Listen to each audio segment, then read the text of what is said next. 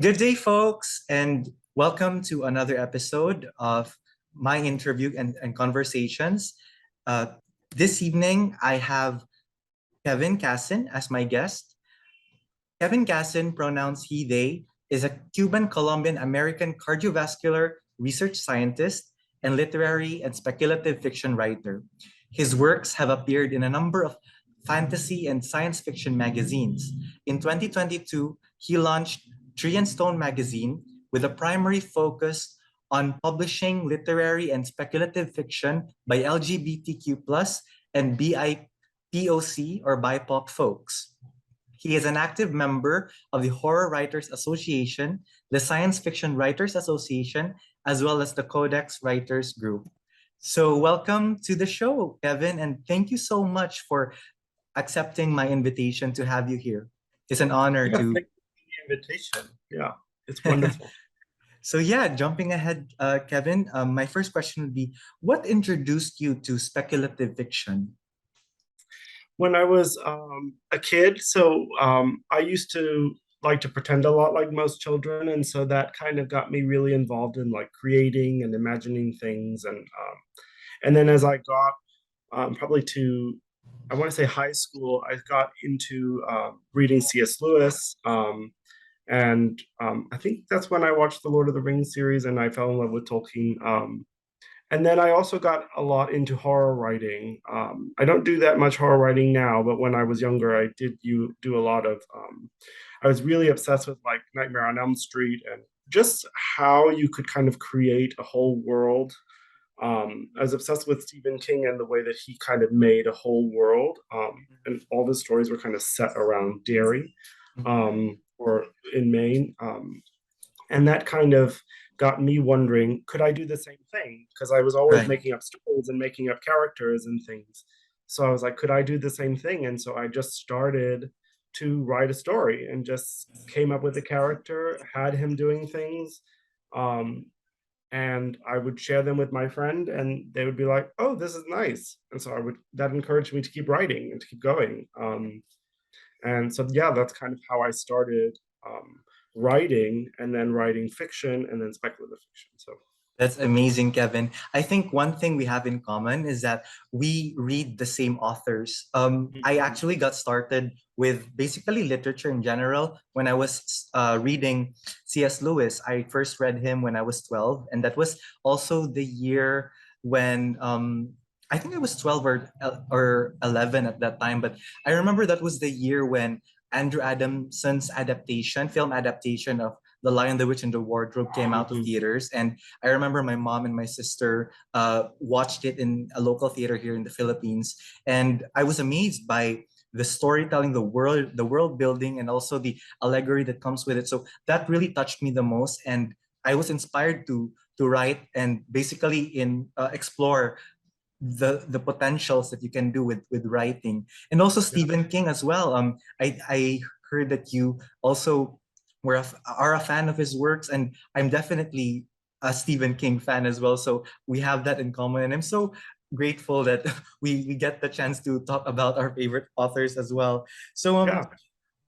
my second question, Kevin, is what makes the works of speculative fiction written by uh, Black and Indigenous and people of color and LGBTQ plus writers unique, and what makes our work basically stand out? So I think that we offer a very unique perspective, especially being marginalized creators.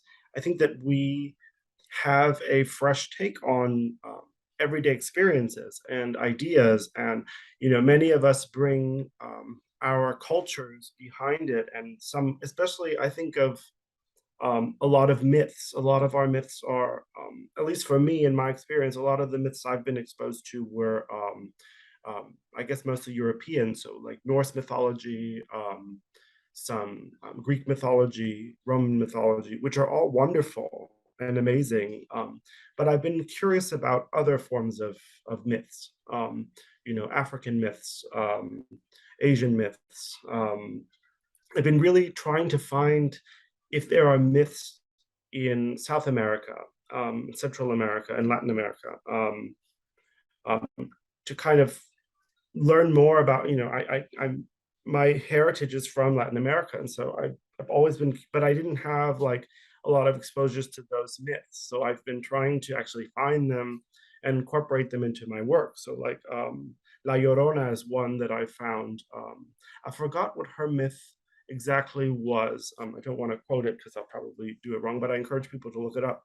La Llorona, and I've been putting her into my stories, and some other myths that I've managed to find, because I think it's important to publish those, not just solicit them, but also to actually publish them and to support BIPOC and LGBTQ plus or queer writers, to publish them, because I wanted to quote Shakespeare because I love Shakespeare, from Hamlet. So he says, "The purposes of playing is to hold the mirror up to nature."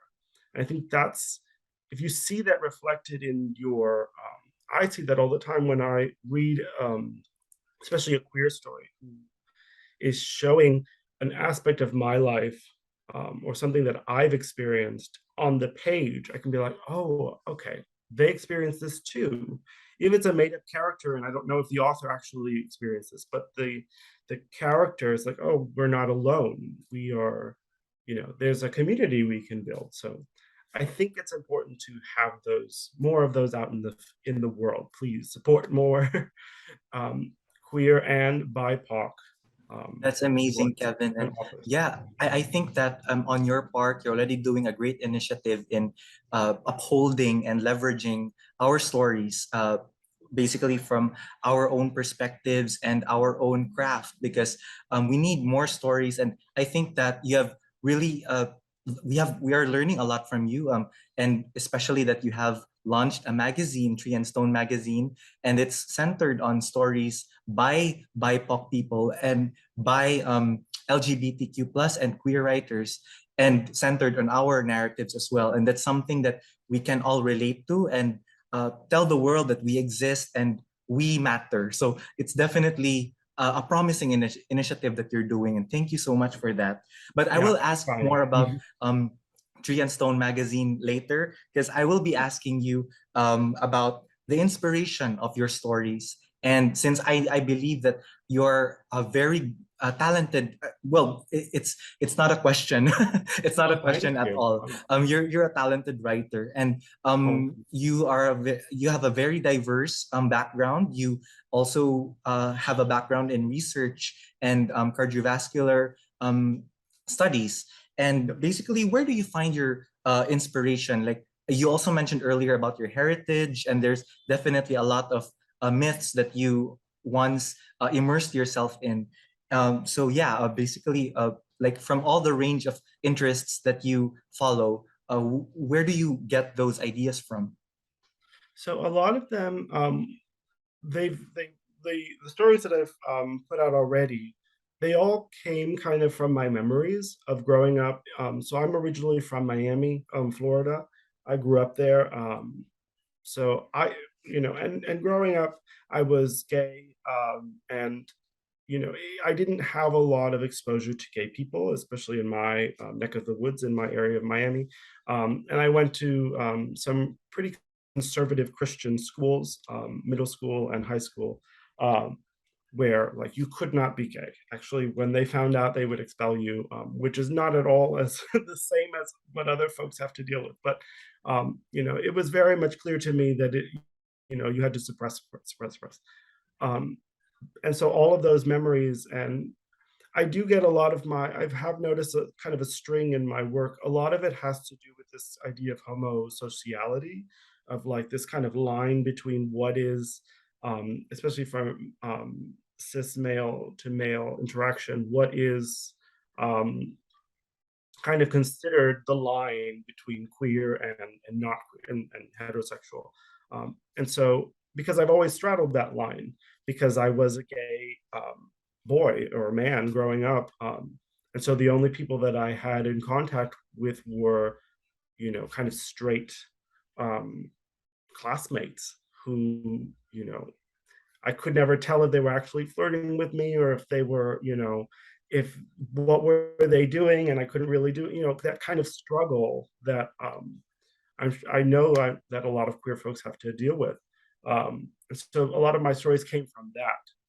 But I also, from the writers that I admire, so like Gabriel Garcia Marquez, whom I love, Isabel Allende, and also Haruki Murakami, I'm trying to find more authors like those because those are kinds of the ones that I know. I love their kind of style where they blend a kind of a literary fiction. That's what I consider it, kind of a literary thing. There's something really real in the story, but they're adding kind of like a speculative element to it. In House of the Spirits, I think it's Clara who can see the future, and it kind of gets her into trouble, or gets other people into trouble. Haruki, where one of my favorite stories of his is Confessions of a Shingawa Monkey, who, it's kind of a little bit of a problematic story, but I love that the character just kind of comes in and suddenly there's a talking monkey in the hotel, and he's just like, oh, okay. And, it's not such a big deal to him. And the story continues. But that's kind of from my history and my memories from that. And now also trying to incorporate, where do I get these myths from? And how do I, bring in my heritage? And because it also helps me explore my heritage. I was born in Miami, in America. So I don't have a lot of connections, real connection to like Colombia, which is one where my mother's from, or to Cuba, where my father is from, because we didn't really discuss those things. So I want to go further into that culture. So those three kind of come together, and hopefully make important stories. So thank you for the compliment. Thank you so much for conveying your like the basically the roots of where you take your inspiration from. And I believe that heritage definitely matters, especially from you, because I believe that Latin America is a very diverse and rich in culture and tradition. And knowing that you are also descended from Cubans and Colombians, that's definitely something that you have a diverse sources of knowledge and inspiration to get from for your stories and for your passion in writing. Um, Talking about like the background and your experiences, Kevin, is it okay if I segue to your experience as a scientist? Oh yeah. Being a cardiovascular research scientist, as you have mentioned in your bio, in your on your Medium blog, how do you find time to balance your career and your passion?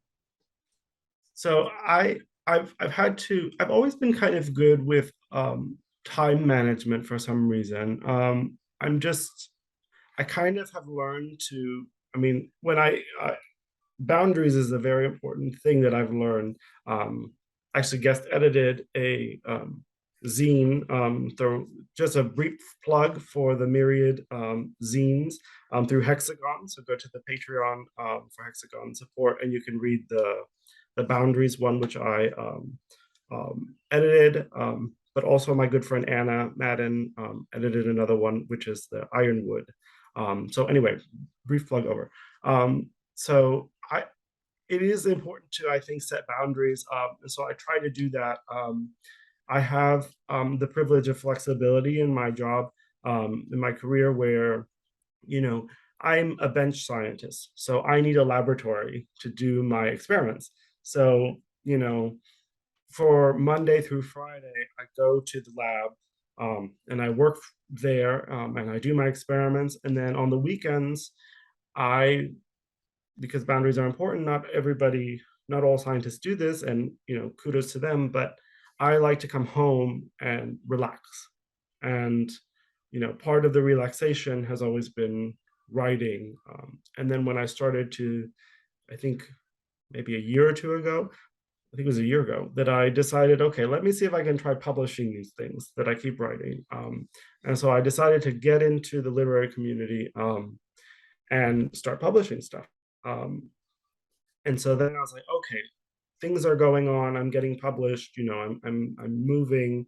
I guess I'm going to have to start setting some time aside. And so I did that where if I have to stop doing writing stories or something because I have to write like a grant or a research paper or something, I can do it. But I've also learned to give myself enough time for the issues, for example, for the magazine, give myself time to release them, to proof them, to do everything, to edit them, and also to write. So I try to write in the morning if I can, or in the evening. Mornings is usually the best time for me. Um, and also, you know, I don't, um, I don't put pressure on myself to write every day. If I get something on paper in the morning, great. If I don't, that's okay too. Sometimes it doesn't come out. The story doesn't come out, the poem, the whatever. It's not there. So I could sit there and force myself every morning, but this is supposed to be fun for me, right? So this is something that I do because I love it and I enjoy it. If the story comes, it comes. If it doesn't, that's okay too. It'll come tomorrow, um, or another day, hopefully. And I'll wait until it does. So yeah, just you don't have to. You know, Mhm. I mean, I do have some privilege, so I will say that like for me, I try not to um, put pressure on myself. I try to do things slowly because why put pressure on yourself? I can definitely relate with that because there was a time when I really did make myself like force myself to write consistently every day. But No. turns out that I I found out that I can write better when I'm inspired and when I'm not putting pressure on myself. So definitely for writers out there who are listening and for creative people in general, it's important that we take time to you know uh, uh, give inspiration a chance and be kinder to ourselves when it comes to our creative process, because at the end of the day our passion should be fun and should not hurt us. So it's a Oh, good it's a good burnout doesn't help anybody. That's what I always yeah, say. definitely. Yeah, let's listen to the researcher. Yeah, He knows a exactly. lot of a lot of things. But yeah, thank you so much for sharing that, Kevin. Now let's go to the your passion project. And definitely I believe that your greatest achievement in 2022 so far, and that is Oh, launching a Tree and Stone magazine.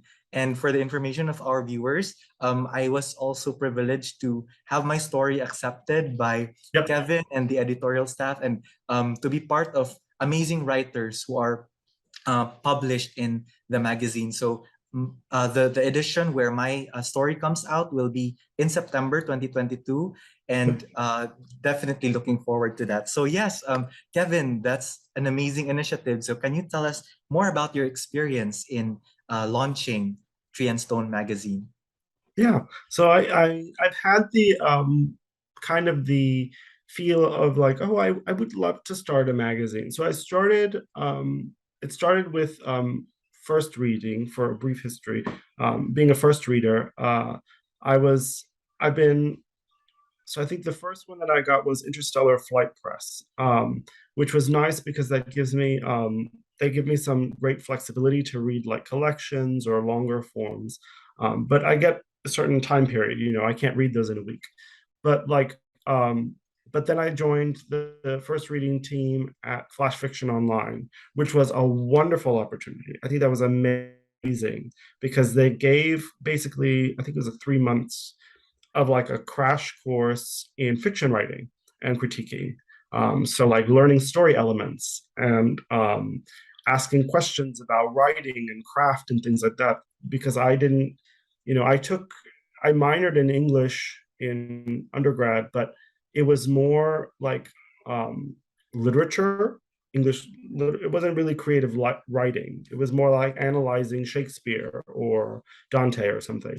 Um, but not creative writing. So I didn't know about story elements or anything like that. Um, and also that kind of gave me, we had to do that every, I think it was like 20 stories or something a week.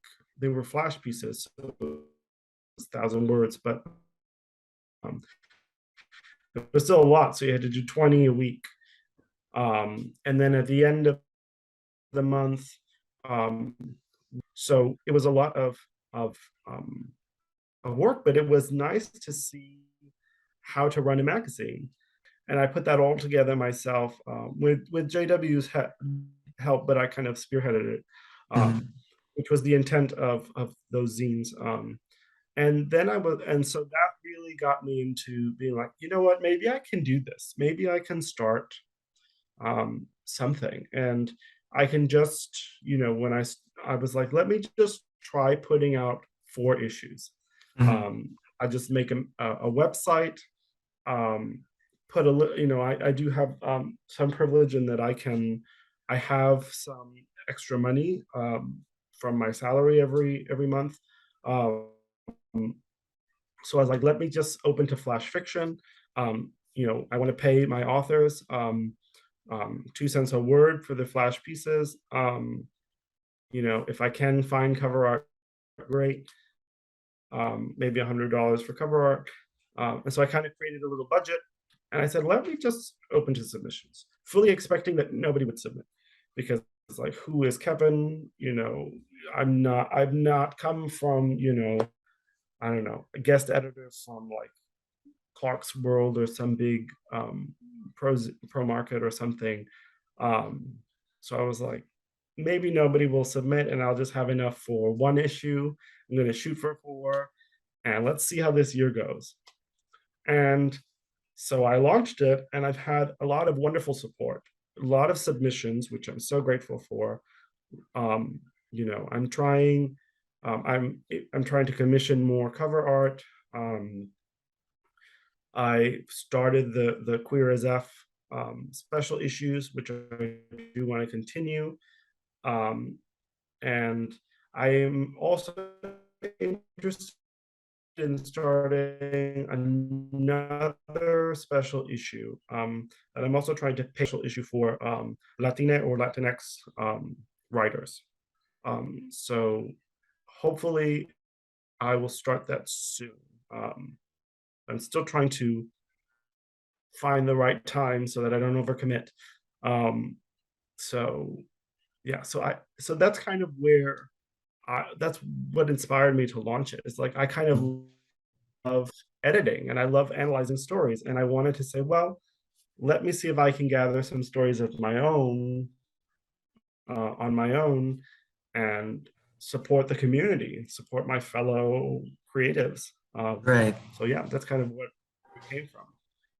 And it's definitely like a great experience for you because from the turnout that you received and from the support that the writing community has given, and I think that you're definitely on the right path. So speaking of like direction, Kevin, what are your future plans and what are you looking forward to with all that you do in the right in your being an editor, being a like a founder of a magazine and being a writer yourself? So I can start with the magazine. So with the magazine, I would like to hopefully one day um, offer pro rates, but we have to slowly get there because that's kind of a lot. Um, and I pay for it out of my pocket, and I have to live also. So so that's kind of the idea that I have. But and also to start with the special issue for Latina and Latinx writers. Um, so that's also an idea that I have. So I'm kind of doing it little by little. I would like to hopefully see if this can grow a bit. I'm learning how to manage a team. So we just got first readers, they are wonderful, and I have to do very little management. They all go and they read the submissions, and yeah, it's wonderful. It's a voluntary team, and they all do a wonderful job. They didn't first read for issue 4, but they will for the next issues and also for the Queer as F issues. So that's wonderful. And then I don't know, maybe one day we'll get another couple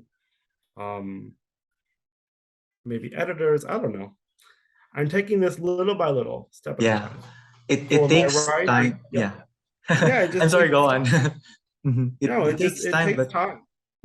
but you'll definitely get there. And I think that you're doing a great job with what you do. And yeah, if you need any Thank you. support, we can always, like call for support from the writing community itself, because I know that there are definitely people out there who like me included, that believe in you and will support you in every Okay. step you take. So If you want last to, question. let me just do Yeah. a quick plug also. Yeah, sure. So if you want to support the magazine, Mhm. so we have two things. We have a Patreon and we have a Ko-fi. Mhm. For $1 a month, there are other tiers, but for $1 a month, you can get early access. You can get some bonus content. So I try to put like extra stories or art or something like that Yeah. in the Patreon and the Ko-fi. Includes patrons. It also includes writers, previous contributors, and some of our first readers, and me. I'm there too. So for $1, you can get all those wonderful things. I'm always trying to come up with more things to add to the Patreon, to get some more support. Yeah. So just a plug. Right. And yeah, we'll definitely put the links down below. And yeah, Kevin, where can we like reach you and connect with you? So I'm always on Twitter. Mm-hmm. So Kevin the Druid is my handle. It's also my handle on Instagram. Mm-hmm. And for the magazine, we are also on Twitter and Instagram. It's at Tree and Stone Mag, Mm-hmm. Yeah. M-A-G. Uh, Mm-hmm. and you can just find us there. We also, and I have a website too, which is just my name, kevinmcasin.com. So Yeah, and those we'll lots of different, hopefully. we'll definitely put those in the details below, so that our viewers and listeners can reach out to you and learn when to submit once you post an open call for submissions. Yeah, So thank you so much, Kevin. And I think that that will be all for now, but we'll definitely connect in the future episodes once opportunities are for sure. also there. But it's been a great time, Kevin, to meet you, to talk with you, and to learn from you, because you've really done a lot of great things, and I believe that you can still do a lot of great things as well. And that's, the future is bright for you, Yeah. for your readers, and for the magazine. Awesome. So thank you so much, Kevin, for being on the Thank show, you. and for uh, expressing your answers, and giving us the opportunity to learn and know from you as well. So thank you so much. And yeah, that's it, folks. This is another episode of interviews and conversations. And you can, if you have any inquiries, you can post them on the comments below, and I will put the links to reach to Kevin and to Tree and Stone magazine in the description of this video. So thank you so much, Kevin. Gracias, and have a Thank great day, you. folks. Gracias. Bye. Bye.